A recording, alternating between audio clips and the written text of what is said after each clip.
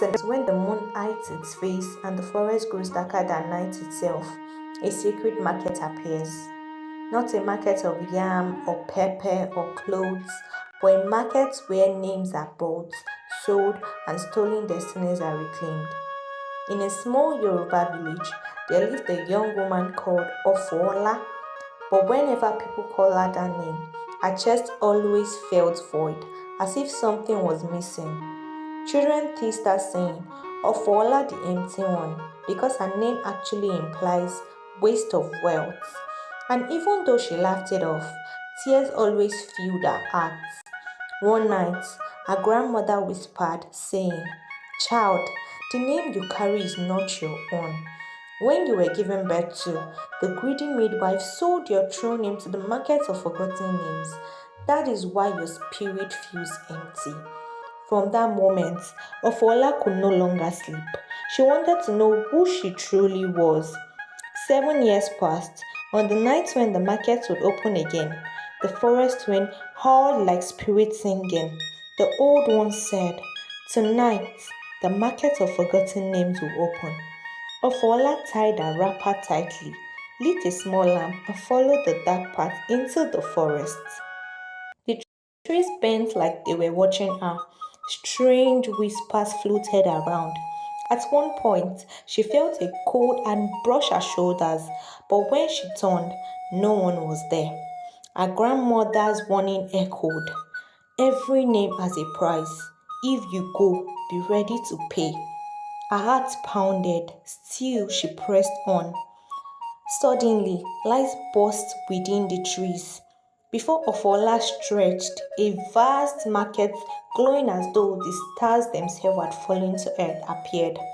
The stalls were made of fireflies bound in baskets. The traders were shadows without faces, their voices echoing like thunder. Instead of goods, there was calabash glowing on the mat, each holding a name. In the distance, cowries floated in the air, sprinting like birds, drums that beat without drummers. A mighty voice called. Welcome, child. Yeah, you may buy back what was stolen or sell what you no longer need. But beware, every trade has a cost. Fola walked slowly, eyes wide. She saw wonders and horrors. A man swallowed a glowing god that held his name. At once, he grew tall and powerful, such as when he sees his family's, he will be unrecognizable. A hunter exchanged his name for his spirit's name, and his body turned to smoke. His calabash fell empty on the ground. Ofola trembled. So this is the price of a name, she whispered. Then a fearless trader, like every other trader in the market, beckoned. His stall shined brighter than the rest.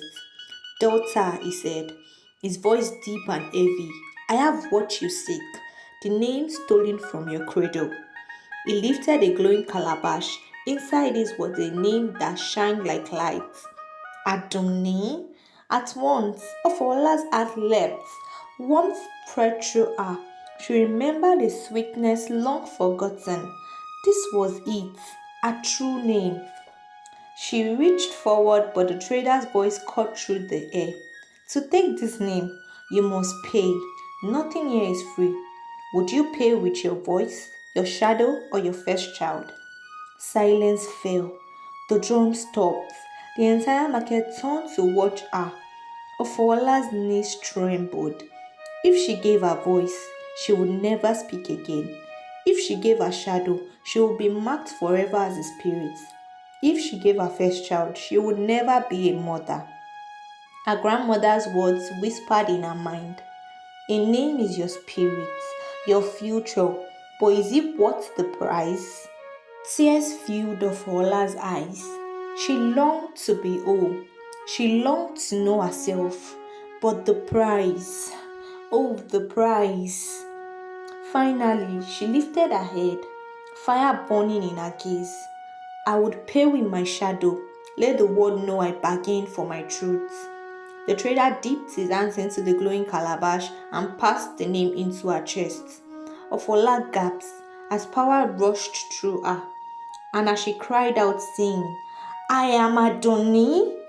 At that moment, a shadow peeled from the earth, bowed to her, and walked away into darkness.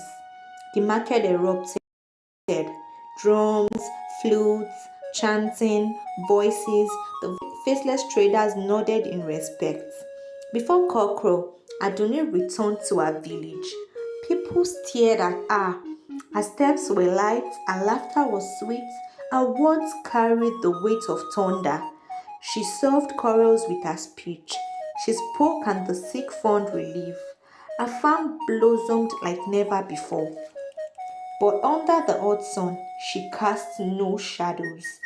Villagers whispered, "She has no shadow. Is she a woman or a spirit?" Adoni only smiled and said, "I paid the price to know who I am." Years passed. Some feared her, others revered her. But whenever trouble came, famine, war, or sickness, it was Adoni's wisdom that saved them. One evening, a little girl asked, "Is it not scary to live without shadows?" Adoni knelt down to her level, her eyes soft but strong. "Better to live without a shadow than to live without yourself," she said. And so the market of forgotten names vanished into the forest again, waiting for another 7 years for another soul brave enough to seek it. As Yorubas would say, "Orúkọ ní ń roni, orúkọ ní ń gbéni sókè." A name shapes a person. A name can lift a person up. Orúkọ ọmọ nìjánu ọmọ. Our name is our identity. A name lost is an identity lost. Every blessing has a cost, and only the brave can pay it. Thank you, and stay tuned for more African folktales. Don't forget to click the like and subscribe button.